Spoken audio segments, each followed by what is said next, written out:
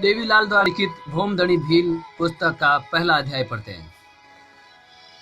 अध्याय प्रथम। धरती पर मानव उत्पत्ति में भील। गिरी मेरू हूँ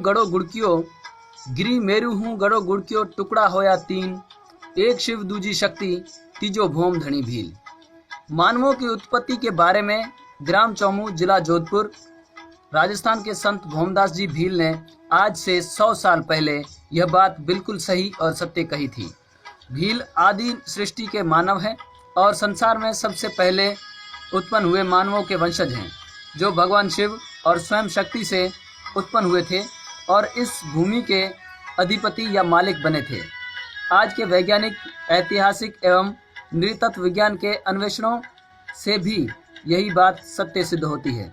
इस धरती पर 2-3 लाख वर्ष पूर्व जो सबसे प्रथम विकसित मानव उत्पन्न हुए थे, वे निग्रिटो, हबशी नुमा प्रजाति या प्रोटोऑस्ट्रोलॉइड्स अर्थात आदि निषाद प्रजाति के थे। ये प्रथम मानव जातियां रंग में काले रंग की थी और आज की आदिवासी भील, कोल, मुंडा जातियों की पुरखा थी। अभी हाल ही की विज्ञान की खोजों में डीएनए के आधार पर वैज्ञानिकों ने यह पता लगाया है कि सारी दुनिया के मानवों की माता काले रंग की थी। अंतर्राष्ट्रीय ख्याति प्राप्त ब्रिटेन के जेनेटिक विशेषज्ञ प्रोफेसर ब्रायन साइकस के अनुसार सारी दुनिया की उत्पत्ति 2 लाख वर्ष पूर्व अफ्रीका के काले रंग की हवा की कोशिका के द्रव्य से हुई। वैसे भी विश्व के नक्शे को ध्यान से देखें तो कुछ खांचे ऐसे नजर आते हैं जैसे एक जगह से टूटकर यह दूसरी जगह दूर चला गया है। उन्हें अगर मिलाया जाए तो फिट बैठ जाते हैं। दूसरी समानता की बात यह है कि वहाँ की मिट्टी, पेड़ पौधे, जलवायु, मानव और जानवरों की जातियाँ एक जैसी है। जैसे दक्षिणी अमेरिका, ऑस्ट्रेलिया, अफ्रीका और भारत को पास पास लाया जाए तो एकदम विश्व के गोले के बीचों बीच मिल जाते हैं। संसार में मानव की उत्पत्ति भी यहीं इन देशों की धरती में ही हुई थी। धरती जब बन रही थी, उनके संबंध में की गई वैज्ञानिक खोजों से जो तथ्य सामने आए हैं, उनसे सिद्ध है कि सर्वप्रथम पेलियोजोइक चट्टानीय युग में प्राणों की अर्थात जीवों की उत्पत्ति शुरू हुई थी। इनमें जेली, मछली, सरीसृप, हरी हरी काई, पौधे इत्यादि होने लगे थे। ये 4 करोड़ वर्ष पहले के समय की बातें हैं। जीव उत्पत्ति का यही विकास जलज, उद्भिज, अंडज, पिंडज 4 खानों में उत्पन्न होता रहा और विकसित होता रहा।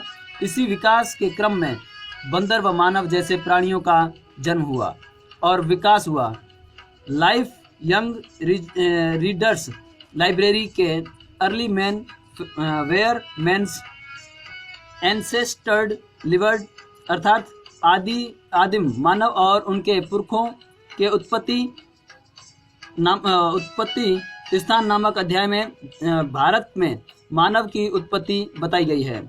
येल विश्वविद्यालय के वैज्ञानिक जी.ई. लेविस को भारत की शिवालिक पर्वत श्रेणी में कुछ प्रागैतिहास विशेष प्राप्त हुए हैं, जिससे सिद्ध होता है कि आज से 14 लाख वर्ष पूर्व मानव से मिलते जुलते प्राणी की उत्पत्ति वहाँ हुई थी।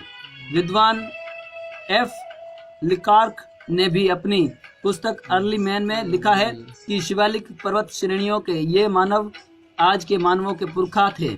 इन मानवों को विद्वानों ने शिवापिथेकस नाम दिया है। यही मानव आज से 9 लाख वर्ष पूर्व ऑस्ट्रेलोपिथेकस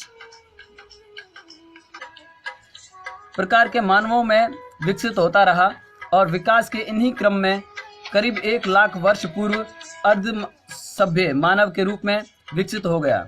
ये मानव गुफाओं में रहते थे।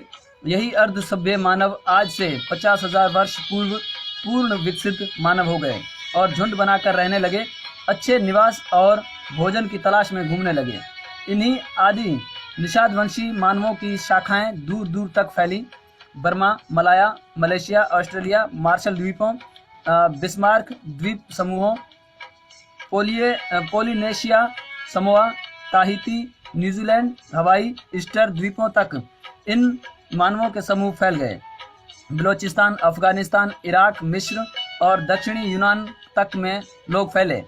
अति प्राचीन काल में ऑस्ट्रेलिया, भारत, अफ्रीका, दक्षिणी अमेरिका आदि पास पास थे, अतः इन सब द्वीपों में आदि निषाद प्रजाति के लोग फैल गए, जो मूल रूप में आज के भीलों के पुरखा थे। संसार की सारी प्राचीन सभ्यताएं भी इन्हीं लोगों की थी। इन प्राचीन लोगों में टाटेम जातीय चिन्ह अपनाने की प्रथाएं थी। मिस्र में टाटेम चिन्ह सर्प, सांड, बैल, पेड़, बाज, गरुड़ आदि पाए जाते हैं। मिस्र की सभ्यता इन्हीं लोगों की थी। मध्य पूर्व में सुमेर सभ्यता भी इन्हीं आदि निषाद प्रजाति के मिश्रित लोगों की थी। मेसोपोटामिया की सभ्यता भी इसी प्रजाति के मानवों की थी। एशियन समुद्र के तट पर दक्षिणी यूनान में भी मिकनी और क्रीक की सभ्यताएं भी इन्हीं आदि निषाद वंश प्रजाति के मिश्रण से विकसित हुए लोगों से विकसित हुई थी।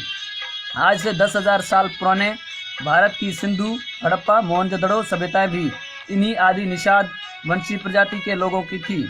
आदि निषाद वंश प्रजाति के लोग तीर, कमान और भाले का प्रयोग करते थे, कुल्हाड़ी भी रखते थे, बैल, सांड, पशु, वृक्ष, सर्प, लिंग प्रयोग करते थे। लिंग और देवी की मूर्तियां तथा चांद, सूरज आदि के चिन्ह इन सभी सभ्यताओं में एक समान रूप से पाए जाते हैं। पूर्वी यूरोप और मध्य एशिया के